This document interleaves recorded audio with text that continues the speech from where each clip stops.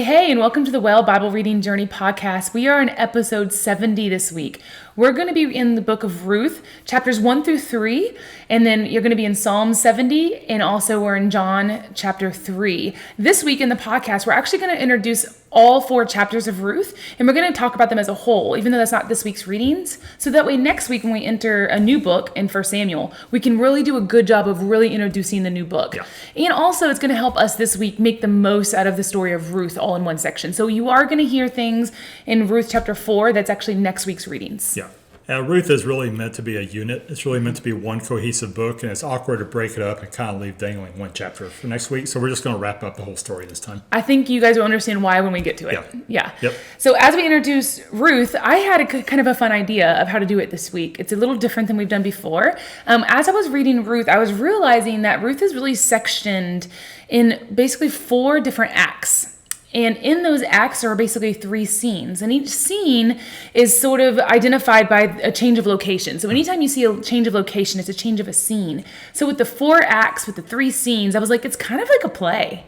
And so I texted you and I was like, hey, we should do like a screenplay, a little bit of a play. So we're going to talk about a setup of what this play might look like, who the main characters are, what the main themes are, and then we're going to jump into it as if we're watching it together. Yeah, I think it's a really fun and appropriate setup for the structure of the story, and it really helps make sense of the themes as well and what the characters are doing.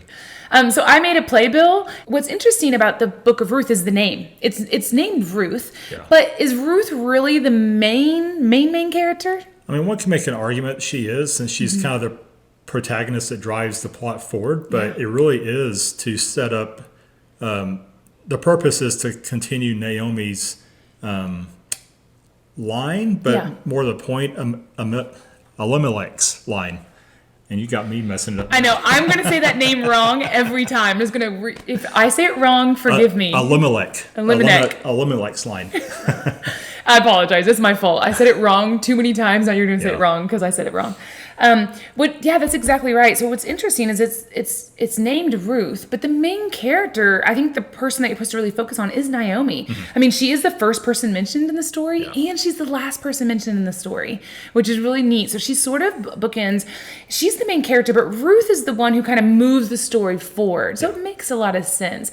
And at the end of the day, the main thing we're supposed to imagine is the purpose of this story is to see how God, in his amazing ways, in the midst of the time of the judges, he is moving Elimelech's line forward. Yeah, and it's interesting that God is rarely mentioned by the narrator specifically. Yeah. But his sovereignty and his movement of the events in the book of Ruth are all throughout the story here. It is fascinating. And I almost want to use the tagline, whereas Judges, we kind of ended with, there was no king in that time, and everybody did what was right in their own eyes.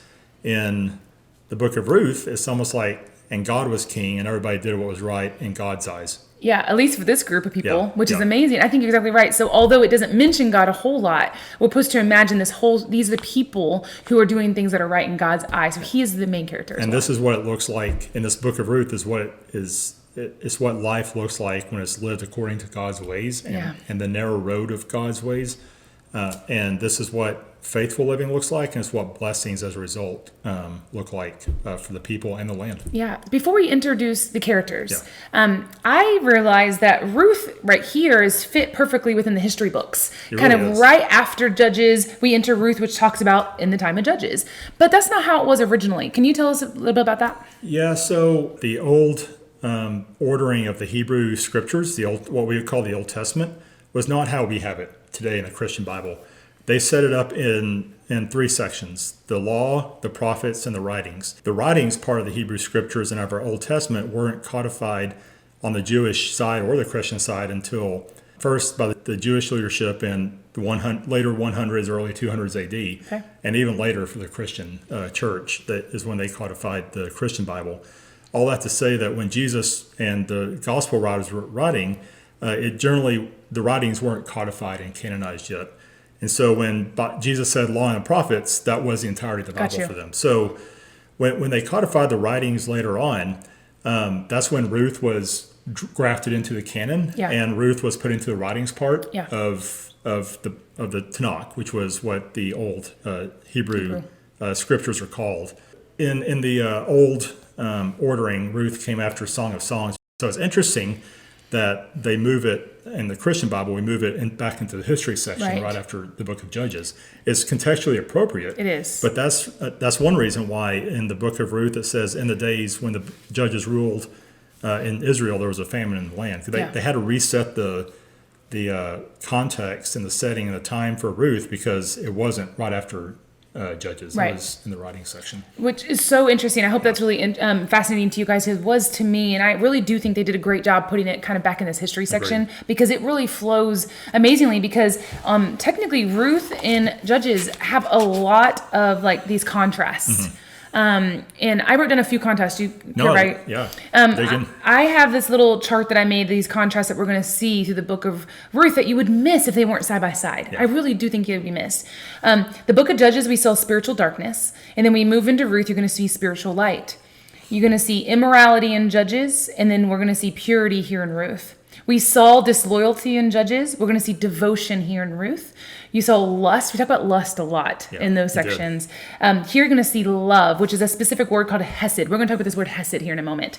But we're going to see love. You're going to see war versus a group of people who are more at peace.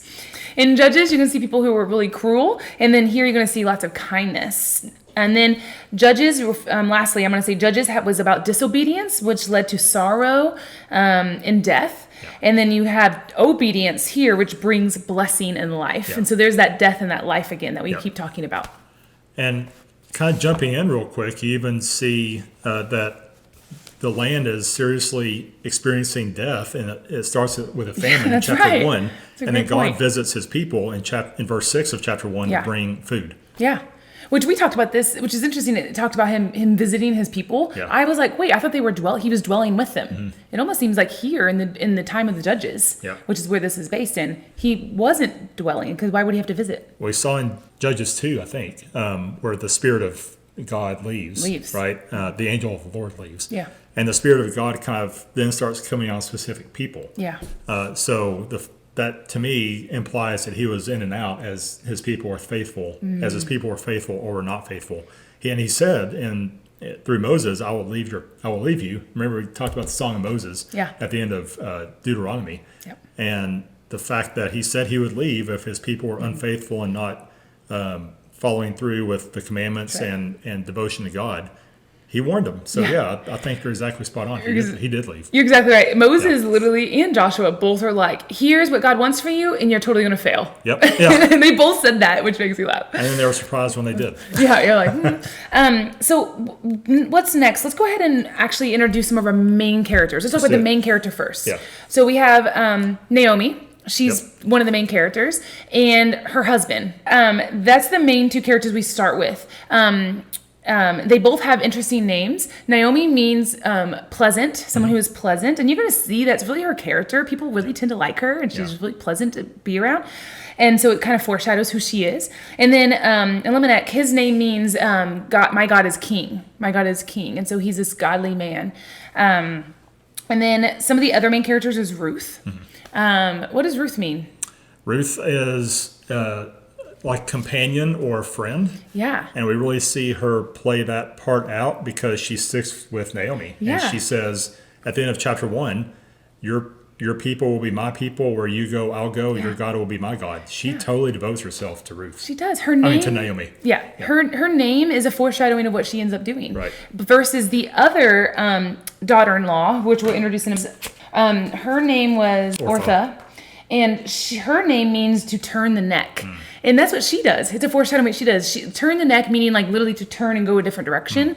When Naomi says, hey, go back to your people. It's going to be better for you. If you come back with me, we're all just going to die of starvation or of hunger. So it's going to be easier to find a remarry in your own land. So she actually does. She turns and goes. I mean, she's sad about it because everyone loves Naomi because she's pleasant and other things. Yep. But also she does turn. It's a foreshadowing, which is really, really fascinating. Yep. So there's some of our main characters. Another main character is going to be a future character we will see later, which is this Boaz.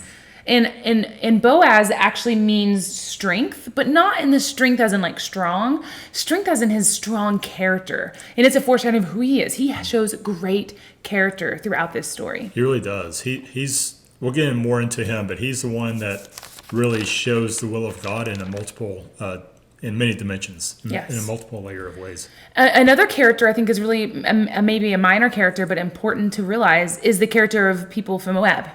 So why don't you introduce this character of these people from Moab? Who are they? So we'll post a map here, but Moab is off to the east of Israel, of the Promised Land, on the other side of the Dead Sea and the Jordan River.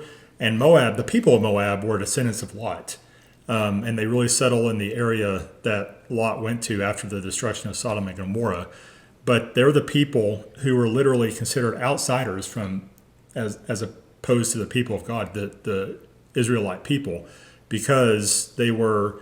It was said in the Torah that the people of Moab wouldn't be able to go into the assembly of God, into the temple, even into the 10th generation, That's right. because the people of Moab refused to give the people of Israel water and food when Israel was coming into the Promised Land. That's right. I remember that. That's Yeah. interesting. And here we see them again as really they are, imagine later Ruth is going to be seen over and over again as talk about she's a foreigner. Now you understand what that meant. It's a big deal. And so that's why Boaz becomes such a linchpin in the story and such a manifestation of God's heart and character and what God wants his people to do, because he literally takes care of the outsider. He provides for the literal orphan, alien, and widow. I think there's one more thing we need to introduce before we move into our Act 1. Okay. I think the next thing is we need to understand this kind of idea. It's Boaz becomes this thing called the kinsman redeemer. But to understand that in the story, let's go ahead and introduce it here. Yeah, so that's good call out. Important framing lens for this story, right? The Hebrew word is goel, Goel. It really combines two aspects of Hebrew law or Israelite law that had and tradition that had built up by this time. One is the role of a property kinsman and property kinsman redeemer. If a brother, if an Israelite in a particular tribe died without an heir, his brother or somebody in his tribe could purchase the land to keep that land within the tribe. Right. As we've talked about before, the year of Jubilee would reset everything, but this just kept it all in the same tribe without it going outside and keeping the original allotments, inheritance of land within the tribal allocation. Which God has made very clear over and over again how important descendants are, inheritances, and the land. Those are very, very important things. And secondly, this concept of Goel that plays out in Ruth through Boaz is the kinsman redeemer of through levirate marriage, in the sense that if your brother's wife, if the brother dies without an heir, his wife can be married to one of the people of the tribe, and in the sense of it, as the wife of a brother, you can marry one of the other brothers. This doesn't have to be just a literal brother; it could be a cousin also. Right. Closest person who kin with. That's why it's called kinsman redeemer. Your closest kin. When we talk about brother in the scripture, it's not always literal. We talked about that before. Yeah. From a kin's perspective, the wife could be married to a cousin or a member of the tribe to keep to bring an inheritant. To bring a descendant into that brother's line and keep that brother's line alive. Right. And so if they got the land, which we just talked about, and you had the wife, and the wife bared a son, that land would eventually go to that son. Exactly. Okay. That makes a lot of sense. It's all about descendant and land integrity, to your point. Which is exactly the whole purpose of the book of Ruth. Yeah. The whole purpose, if you wanted to understand what the whole book of Ruth is really about, it's about God's sovereignty of keeping these lines intact. Yeah. And just the picture, the obvious picture it brings to Jesus. He's the firstborn of creation, right? He's God's only begotten son, firstborn son of creation from that perspective. And in him, we're adopted, we're redeemed. He's our kinsman redeemer. That's right. Yeah. Awesome. So let's go ahead and enter into this play. Yeah, let's do it. So we have 4 acts, and I named them the acts. Act 1 is going to be the famine, and we're going to talk about that. And then Act 2 is going to be the field, where we're going to meet Boaz and Ruth in the field. Act 3 is going to be the floor, and we're going to be introduced to this threshing floor. And Act 4 is going to be the family. And so these are our 4 acts, and we're going to jump into them. Very sermon-like with your alliteration. Thank you. Appreciate that. That's great. So we have Act 1, Scene 1, Act 1, Scene 1, we introduce ourselves to Naomi. We see that there's a famine in the land and that this family group decides to move out of the promised land because of a famine. Yep. And you asked a great question earlier. Yeah, why did they go to Moab? I mean, why not Egypt? And because in the past, when you have a famine in the land, the people have gone to Egypt, because why? That's the breadbasket of the world back then. That's where all the Nile was there with the fertile soil, and Ellis talked a lot about this last year when we were in Exodus. But the Nile was their god, and that was the source of life, and they could literally grow food any time of the year because of the fertility of the land. So that's where Abraham and Israel kind of found itself continuing to go back to Egypt. Yes. But why didn't they go to Egypt this time? I think it makes sense where they went, because we're supposed to see the narrator is making a point to show that they went east. And since the fall, we see God's people over and over again, when they don't trust him, they move east. First, we move east out of the garden. Then you have Canaan moving east. Then you see Abraham moving east. Then you see God's people moving east. And then here... Because you'd said before, it signifies they're moving away from the will of God. Moving away from the will of God and from the presence of God. Yeah. And so here, you get a group of people who seem like they're living godly, they're good people, but they're not making a great decision here. They're moving east. They're moving away from God's purpose, because technically if they trusted God enough, he would provide. Yeah. Either another option of how to interpret this, or this is also true. Either one. In Deuteronomy 17:16, God had said, don't go back to Egypt. Now, that was in the context of him setting up the kingship, that when Israel get kings, don't go to Egypt and get horses. But he also says, more generally, don't go back to that place, basically, because you were slaves there and you're not going to go back to slavery. Yeah. They had literally been commanded by God not to go back to Egypt. So from that sense, they didn't go back to Egypt, so they're being faithful to God in that sense. But they also went east. And to your point, and out of the land. So the question becomes, maybe to be faithful, they had to stay in the land and wait on God to return. Right. And just live faithfully according to the ways of God.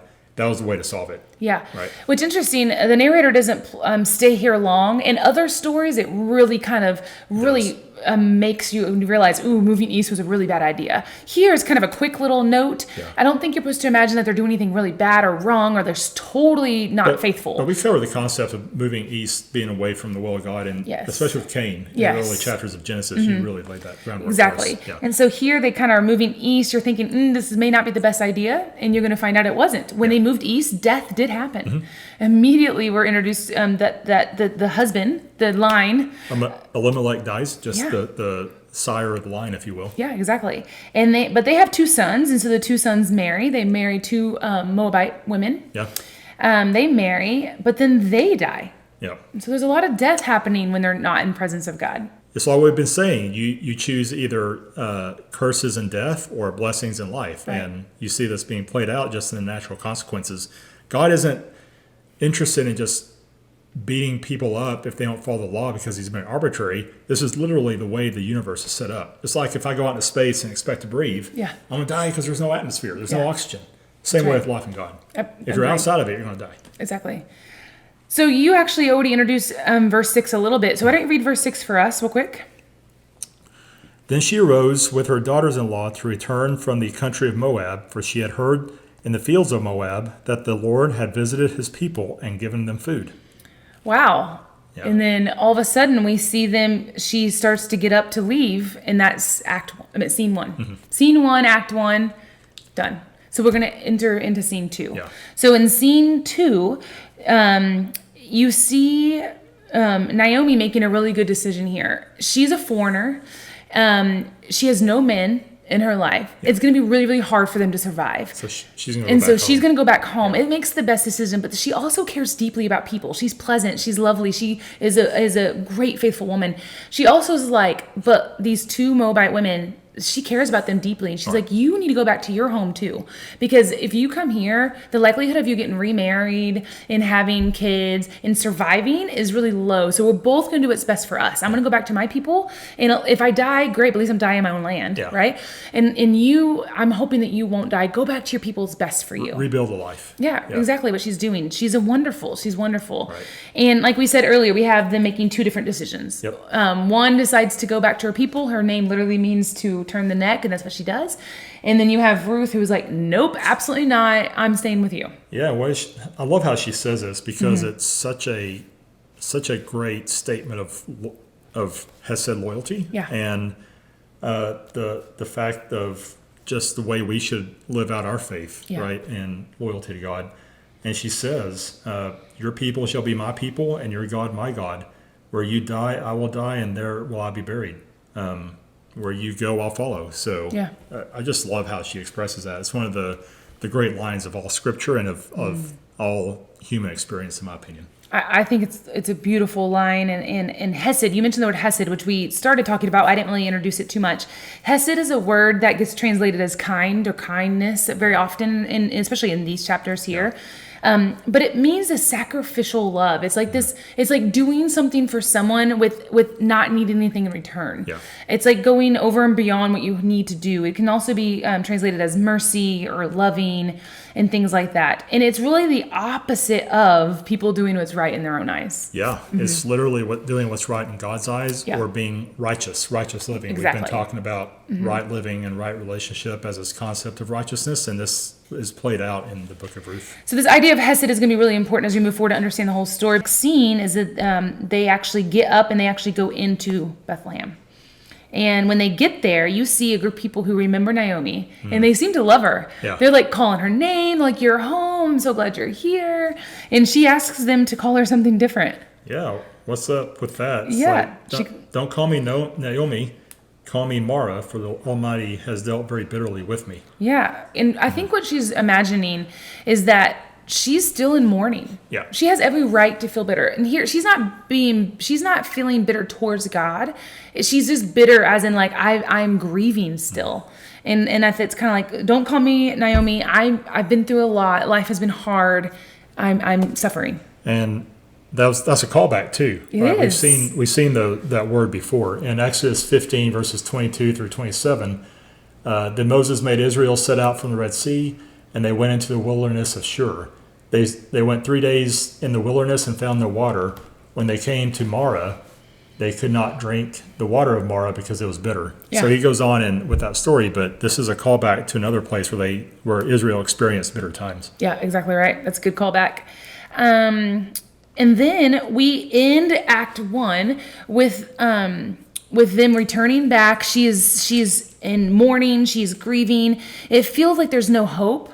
And as the scene ends, I think if I was in the audience, you would feel really depressed. You'd feel sad. Maybe if you're emotional, you might be even tears a little bit as the curtains close, and you feel like there's very little hope. Yeah. But if you pay attention to the stage leaves one dim light on, and that one dim light is the hope that she's back home. To her with her people in this barley season. Yeah. And that just gives you a little glimpse of hope.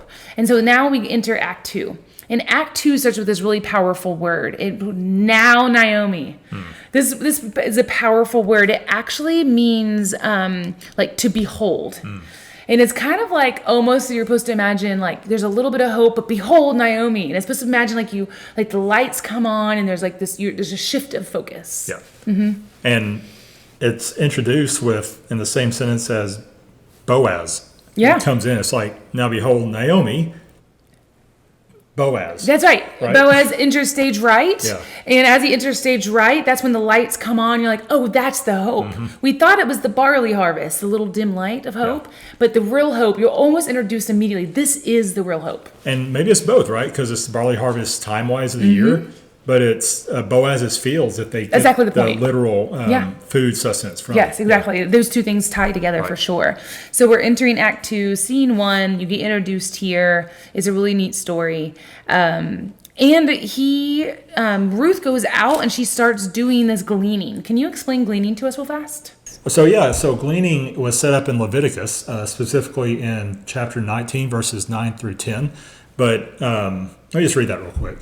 When you reap the harvest of your land, do not reap the very edges of your field or gather the gleanings of your harvest. Do not go over your vineyard a second time or pick up the grapes that have fallen. Leave them for the poor and the foreigner. I'm the Lord your God. So basically God is saying when you harvest your fields, leave the left behinds for people who are traveling or who need the food, right? It's if we have our welfare government programs today, this was how Israel as a society provided for those who needed food and sustenance, either because they couldn't afford it or because they were traveling through the land and they needed food for their travels. So that's what's going on here, and that's what Ruth and Naomi are able to take advantage of. And I would imagine that since this is the time of the judges and people are doing what's right in their own eyes, probably very few people are actually doing this. I think I would agree. And Boaz happens to be one of them, showing his character. Exactly. The fact that he's doing it in the midst of when nobody else probably was, or few people probably was, is cluing us into the type of man he is. Yeah, and that character in his name already. I love verse 3. Verse 3 says, she just so happens to ends up in Boaz's field. You just so happens, wink, wink. Yeah. That's that God not listed in the scripture, but in the story of Ruth, but it's here over and over again. His guiding hand is exactly. obvious. Yeah, I love that part. It's either that or major coincidence, which the Bible is going to say we don't believe in coincidence. That's exactly what's happening here. So he is asking the people who work for him, who is this person? And they have wonderful things to say about her. They describe her character as hesed. She's the one who is helping Naomi. She's coming out. She's a hard worker. They're elevating her character here so much. So they're really impressed by this foreign woman. Yeah. They're very impressed by her. And then that scene 1 ends, and scene 2 starts with the scene starts with Boaz actually coming to Ruth. So that's the shift in the location. What do you have to say about this section here with Boaz talking to Ruth specifically? Yeah, I thought it was interesting in verse 9 where he says, "Have I not charged the young men not to touch you?" Basically, he wants her to feel safe gleaning the fields, his fields, because I want you to be provided for. That's a very intentional, I think, contrast that the author is making to what we just saw in Judges, right? And the city of Gibeah, and kind of when we even saw that in Sodom, right? When the men of the city and the household would sacrifice the women of the house to the mob and violate their norms of valuing women in the name of some weird sense of hospitality, which wasn't hospitality at all. Right.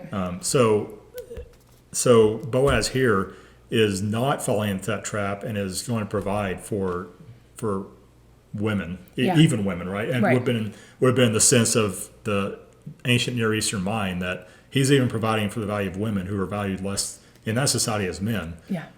Which is unfortunate, but it's just the historical reality. I think you're right on, and I think it also reminds me that you keep seeing that he's doing all the things in the law. Yeah. He's doing all the things that are required of him of law. And all these little comments is and he's gone over and beyond. Right. He doesn't have to treat her like another worker. He doesn't have to protect her in that way. But he does anyways. You see him doing over and beyond the law over and over again, which is his character. Yeah, I agree with you. I don't even think he would need to let her harvest all day. She works all day, and to your point, he treats her like a worker and lets her take the food that she can. Right. And she gets so much that she gets a half a month's wages in just one day. That is over and beyond. Yeah, that's more than the gleaning, the Levitical gleaning of the corners would have called for. So you're right. Exactly.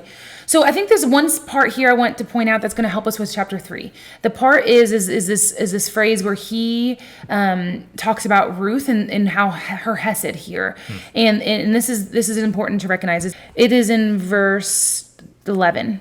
It says, "But Boaz answered her." She's like, "Why have you seen such favor with me?" Like she's asking him, why would you do this? And he said, Boaz answered her, "All you have done for your mother-in-law since the death of your husband has fully told, who have been fully told." Basically, he's like, your act of character, your hesed for your mother-in-law and coming to a foreign place and providing for her and your hard work is noticed here. And we need to know that this is important because we're going to see this in the next chapter. Awesome. Should we move forward? Let's go. Chapter 3, Act 3. Act 3. So here in Act 3, we're actually going to the floor, which we talked about earlier. Here we have this threshing floor. And Naomi is like, "I'm going to get you dolled up. I'm going to make you smell good," which baths are rare. "I'm going to make you look good," right? Because that's not practical to get dressed up, right? And the perfume is very expensive. So all the things Naomi's trying to do is like matchmaker happening. Yeah. She's like, "Here's what you're going to do. Go to this." And then I love how she's like, "And do all that he says." And she does it. And so she comes to him at the threshing floor. Gets married. I mean, it's a good, anytime you want to, be matchmaker, let them eat and drink and be happy. That is important, right? Nothing like, I don't know about you, you're a man. If I want anything, have a good conversation with Austin, I need to make sure he's fed first. Yeah. This is what I think is happening here. Hangry is a real thing. It's a real thing. I'm like, if I need to have an important conversation, I need to make sure we're fed, happy before we. Well, I mean, we talk about breaking bread together in just normal life as a way to build a relationship too. Absolutely. Yeah. Totally. Anyway, so then she comes to him. What do you have? What do you have for this? Well, it's an interesting little phrase. I mean, we come down to verse 4, and I'll just read it. But when he lies down, observe the place where he lies. Then go and cover his feet and lie down, and he will do what, and he will tell you what to do. And you covered that he will tell you what to do, but what about this uncover his feet part? Yeah. What's going on there? I mean, I've read before, and we might have even talked about that sometimes that can be a sexual euphemism in the ancient Near East mind. But we've talked about hesed and the kinsman redeemer as being lenses for the story. Mm-hmm. So I'm thinking that's not really what's going on here. This isn't what we saw in Judges with Samson chasing the women, right? Right, yes. This is not what's going on here. This is not what's going on here. I think it's really easy in our culture and everything's sexualized. To be honest with you, it really is. It is. You can read chapter 3 and totally miss what's happening.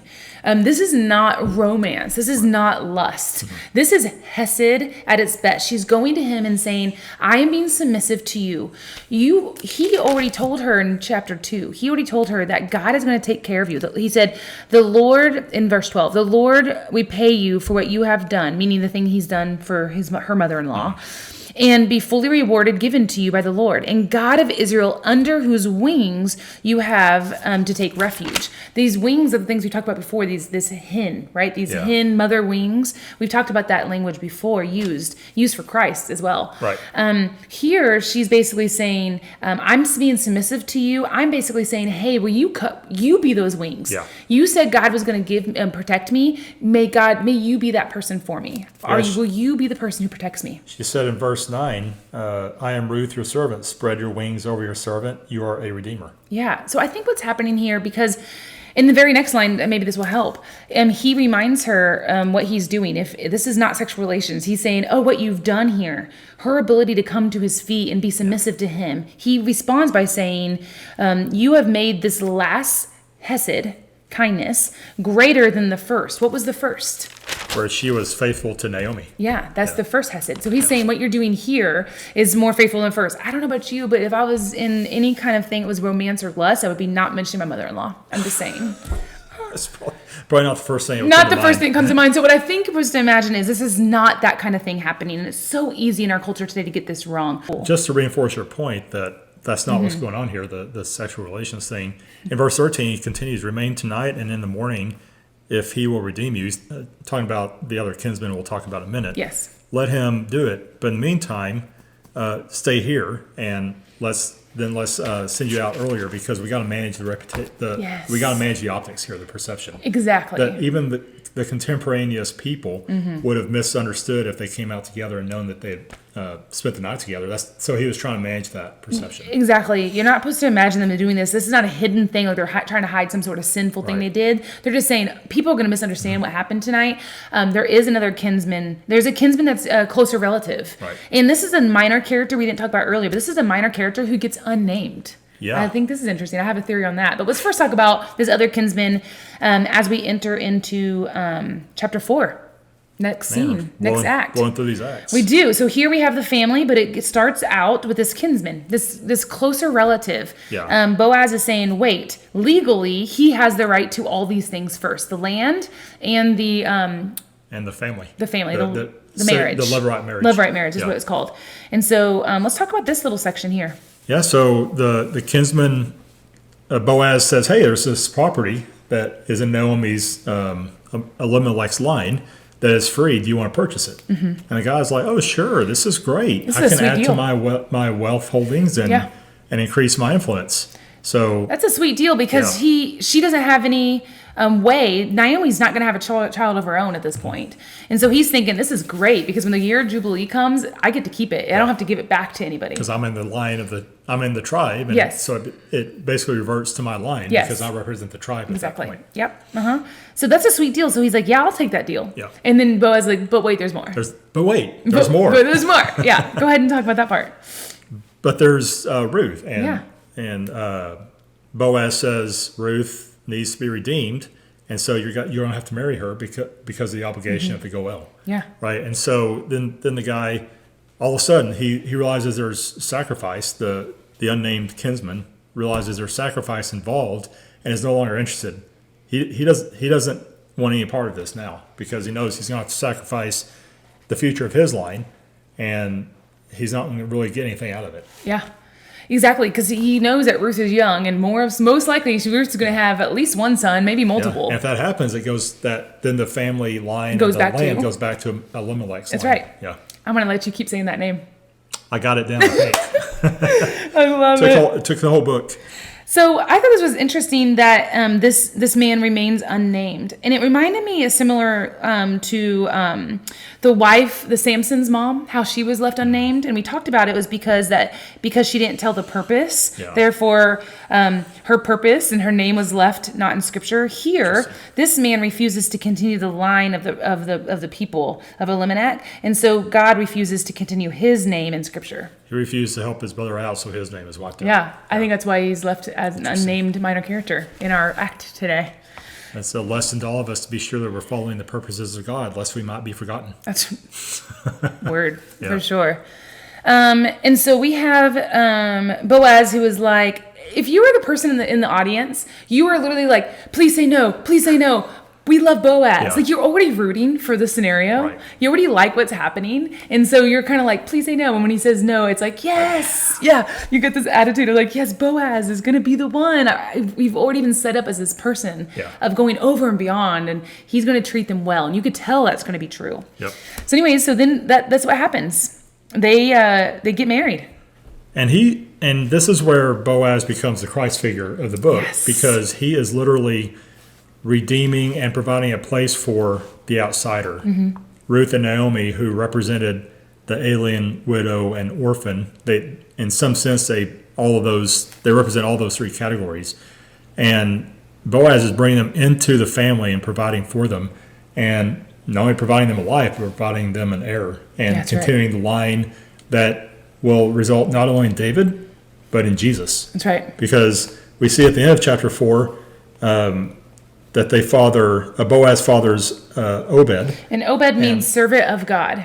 Servant of God. Yeah. And then Obed is the grandfather of David. That's right. And then, of course, Matthew in his gospel sets up the genealogy with David. Well, his line will lead to Jesus. Right. I think a really important line here is in verse 17. It says basically the son has been born to Naomi, and you're like, wait a second, it was born to Ruth. And I think it just strengthens what we were saying earlier, what this book is really about. Yeah. I mean, it's not Naomi, but it's in the line. But it's her line because of the kinsman redeemer. Exactly. So I think that's reminding you of that this from start to finish, Naomi is the first character and the last character here. It's really important. I actually found, I didn't know this, I had to look it up, but Boaz is actually the grandson of Rahab. Oh. Of Rahab. And as we know, saw in early Joshua. It's Joshua. Yeah. Rahab is a foreigner, right? And in a Israelite man, a Jewish man, had to come in and look past her, being a foreigner, look past those things and marry her. And then over time, that turns into Boaz. So Boaz is basically doing the same thing. He's looking past Ruth and as being a foreigner and seeing her character and who she is, and he's going to marry her and do the same thing. End act. Applause. Yeah. The cast comes out. That's the book of Ruth. Yeah. And, it's amazing. And God's story continues, even if it's just through one line in this incredibly wicked time of the judges, to move his way forward. Even in the time of the judges, God is going to find the way forward. Awesome. And we're going to remember these characters when we get to see King David. Absolutely. We'll talk about it then. Yep. Very cool. Meanwhile, let's go ahead and skip over to John. Let's go to the New Testament. And we got John chapter 3. Can I just tell you before we move forward is Craig texted me earlier in the week and he was like, whew, This is a lot going on here. There's a lot good stuff. And I responded several days later when I finally got to it. And I was like, I'm overwhelmed. It's amazing. There's so many things pointing towards Christ here and who he is and what he's about. And I told Craig that he's going to have fun with it this week. He's going to have fun with it. You're going to have some fun in John chapter 3, and I will just bring in some little insights as I feel led. No pressure. You're going to crush it. Well, I'll tell you, the layers upon layers of Christological meaning and symbolism and pointers here, it even overwhelmed me. And I don't easily get overwhelmed theologically. Yeah. I think with some of the things the Bible's trying to teach, I do. But theologically, I have studied a lot of theology, but there is so much packed in here. It's almost it is impossible to uncover everything and unlayer everything. But John is doing so much all in here and all throughout the gospel. We can only hit the highlights. I think that if someone said, hey, there's a dying man on his deathbed, and you could read one chapter of the Gospels. John 3 is it. John 3 is it. Absolutely. Yeah. And John 3:16 is one of the most famous verses ever on purpose, for a reason, right? Yeah. But it's and John 3 John 3 really sets John 3:16 in a broader context and adds so much dimensionality to it. And so the first theme I want to call out is this idea of flesh versus spirit that's called out. We're going to get more into this into the Pauline epistles as we read through what Paul has to say.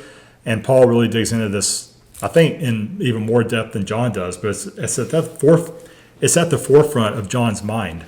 And this idea of flesh, the Greek word is sarx, S-A-R-X. And it's not this Gnostic idea, Gnosticism being an ancient Christian heresy that says everything flesh or matter or creation oriented is evil, and we are beings who are trapped in this evil body. So the idea of Gnosticism is to get gnosis, and gnosis is the ancient Greek word for knowledge. So they were looking for secret knowledge to be able to escape the body. Almost, it's not exactly equivalent, but there's a lot of Buddhist thought in that way of thinking. Sure. But it was very much a Greek way of thinking as well. And so the Gnostic idea was to escape the body so that the person could be free. Well, that's not what's going on here. That's not what the Bible means by flesh. Yeah. What it's trying to get to is this sense of sarx as more of the animal appetites, the instinct side of yourself. And there's several ways to translate sarx.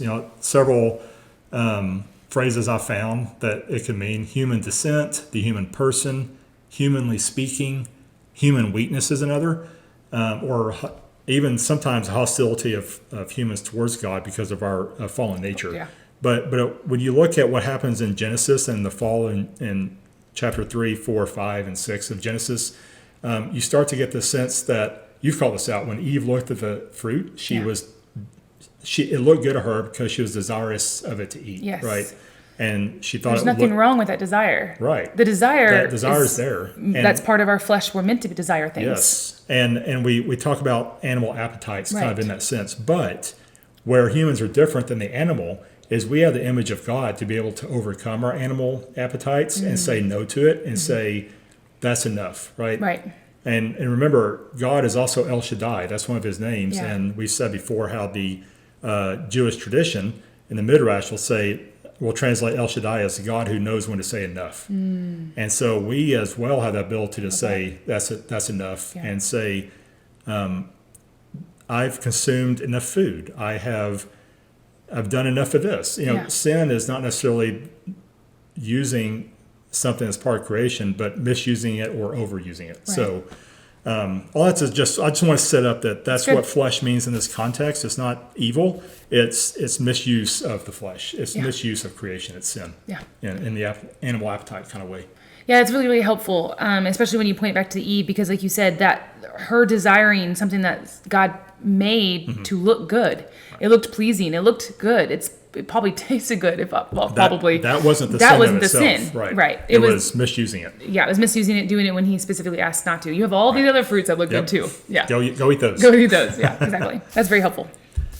If you're good there, my next theme is going to verse 8 of chapter 3. Yeah. And this is Jesus talking.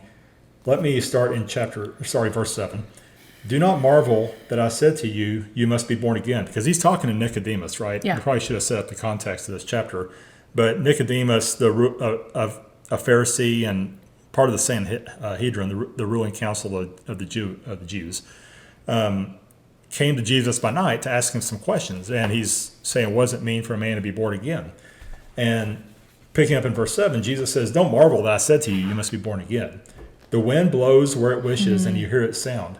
But you do not know where it comes from, nor where it goes. So it is with everyone who is born of the Spirit. So Jesus is making this callback between spirit and wind, which has been all the way there since verse 1 and 2 of Genesis 1. It's the ruach. The ruach. In Greek, it's the pneuma. And even in Greek, pneuma can be breath. Yeah. We talk about pneumatology in an English word. It's to study the spirit. Yeah. But it's also breath. It could be the spirit of a person too. The Greek thought it was the spirit of a person, but the breath of a person represented their spirit and their life force. So Jesus is making this very intentional play that's all the way back, ties all the way back to Genesis. And it really calls out God's sovereignty. God is going to touch who he touches, and through his spirit, he's going to empower who he empowers, which, by the way, will be a very interesting study. Go back to Judges and see how the spirit's movement there, what it's saying about God's sovereignty.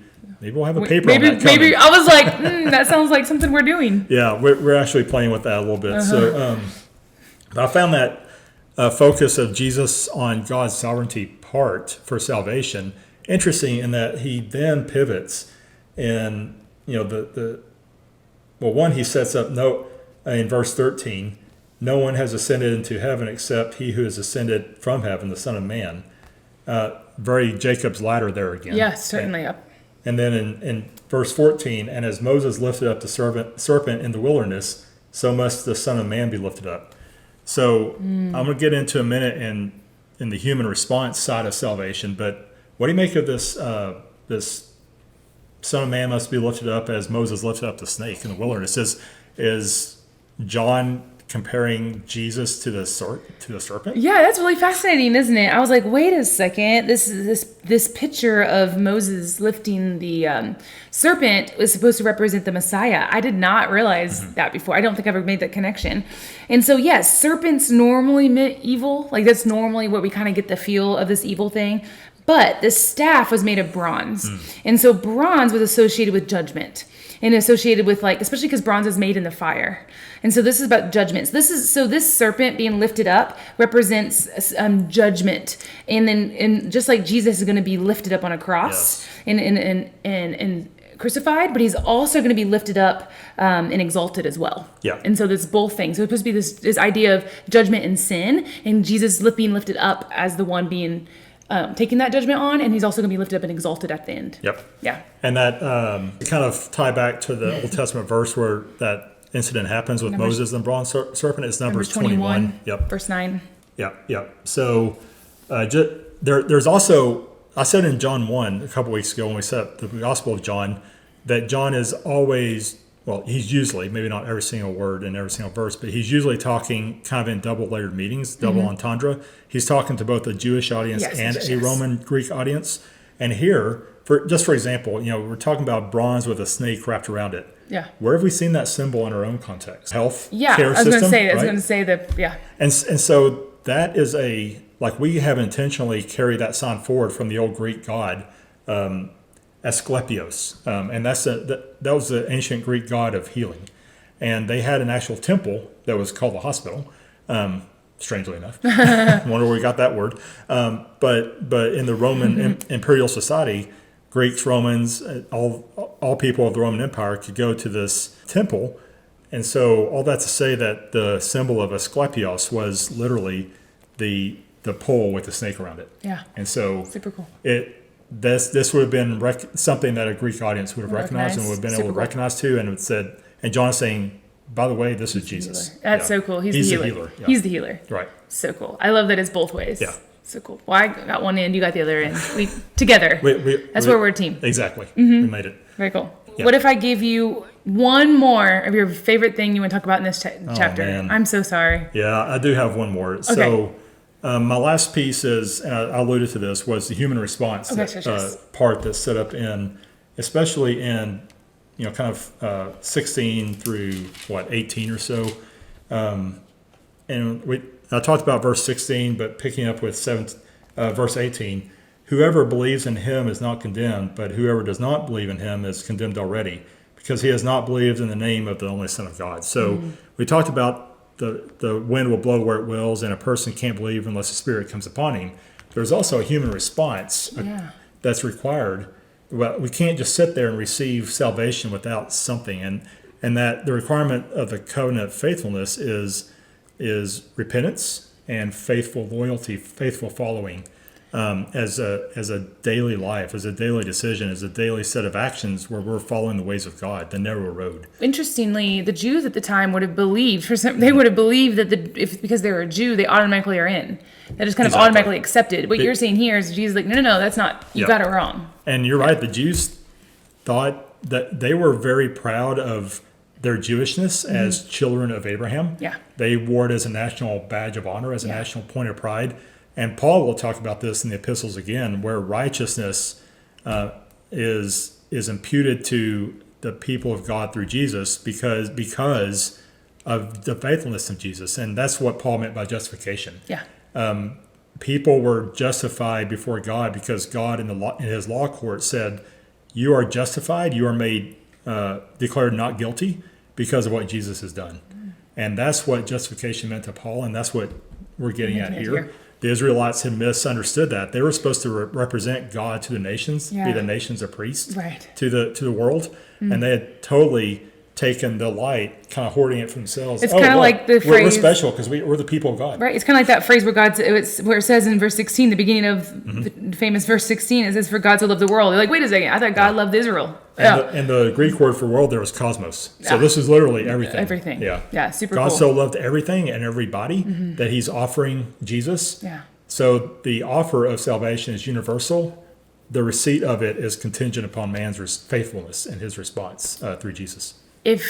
As we close, I want you to summarize for me, as our closing statement, summarize to me what it means for us to do that human response. This I'm supposed to daily, you've talked about do this daily thing with God. Summarize that concept for us as our closing statement. Yeah. So Dr. Bob Utley has a quote, salvation is not a product, but a daily relationship with God in Christ. And so that our walk with God isn't just a one-time declaration of mental assent to the ways of Jesus or to what Jesus said. It's not just intellectual cognitive belief. It's faithfulness as an action verb. It's the Greek word pistis in the Bible, in the New Testament. It's this, and it's almost going back to the hesed of Ruth. It's this covenantal faithfulness that we respond to the offer of God in a faithful way that responds in loyalty, appreciativeness, gratitude, and action to follow through on the ways of God that God's called us to. Every day we are presented with life and blessings or curses and death, and every day we have to make that choice. Martin Luther famously said, you have to daily renew your baptism. You have to put to death the old Adam. Yeah. Right? And that's a daily choice we have to make to it's like come that back clothing. to God. It's kind of like that clothed thing you keep harping on since Genesis. Yeah, being exactly. Clothed new. We are clothed in, Paul says in Romans, we are clothed in Christ through baptism. Yeah. We put on the identity of Christ. He is making us into a new person. That's a daily decision, choice, and set of actions we have to make. Or we find ourselves lost in the ways of death again. So I think that's a perfect way of closing this week. Until next time, we'll see you then. All right, bye, y'all. Bye.